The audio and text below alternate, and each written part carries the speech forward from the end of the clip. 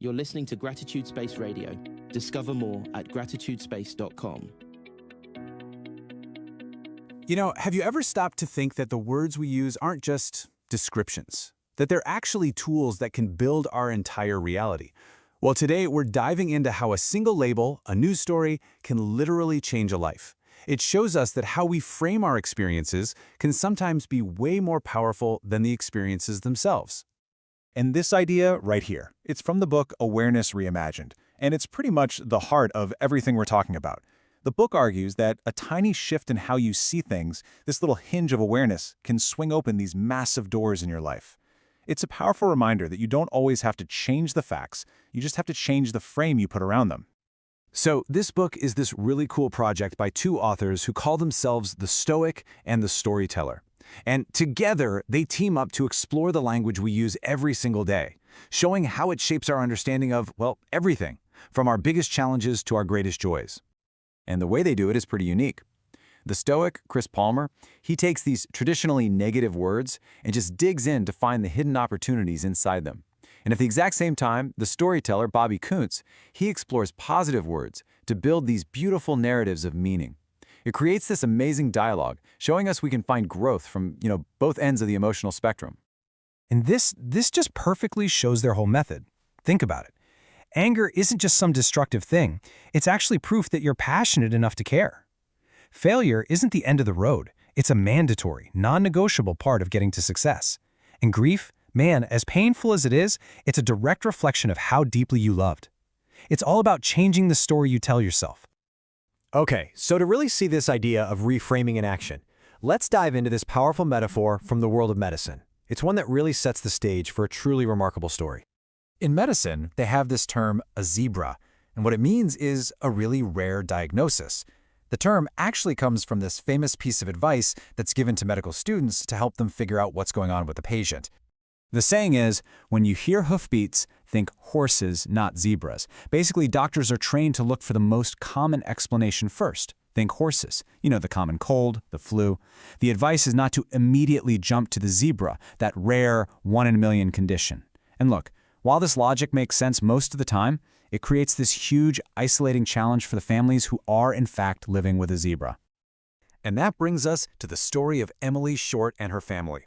For them, the search for their zebra was a journey that spanned more than 2 decades. A whole life spent just waiting for an answer. I mean, just look at this timeline.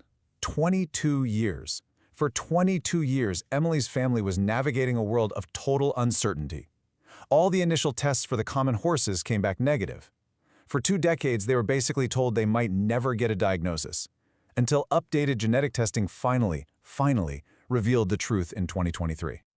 And that moment, the moment a single word changed everything, that was the emotional peak. It wasn't about finding a cure. It was about finding a story that finally, after all that time, made sense. The diagnosis was TBR1-related neurodevelopmental disorder, a zebra, an incredibly rare genetic condition with fewer than 175 people diagnosed with it in the entire world. Finally, after 2 decades of hearing hoofbeats and being told it wasn't a horse, they had a name for their zebra. Then number 9. This is amazing. After joining a Facebook support group, Emily's mom, Billy, found 9 other families whose kids had the exact same variant of this already ridiculously rare condition. Just think about that for a second. After 22 years of feeling completely alone, they instantly found a community that understood their journey perfectly. Billy said that when she saw a photo of 2 other girls with the same variant, one was 6, the other was 29, she said it was like looking at the past and the future all at once. What a profound moment of connection, the realization that they weren't alone anymore. They belonged somewhere. And this right here is where the story comes full circle and broadens back out to all of us. Emily's story is just this powerful, real-world example of what the authors of Awareness Reimagined were talking about. It's about the incredible power of a label to reframe an entire experience. And that is the ultimate takeaway. The diagnosis didn't change Emily. It didn't alter who she was, her condition, or her needs. But it changed everything for her family. It transformed their story from one of confusion and isolation to one of clarity, community, and belonging. The facts on the ground didn't change, but the frame around the picture had changed completely. So, that leaves us with a question to really think about. We all have challenges in our lives that feel undefined, or isolating, or just overwhelming. What's the burden in your life that could actually be an opportunity for growth? What's the failure that's really just a necessary step? What is the story in your life that's just waiting for a new frame?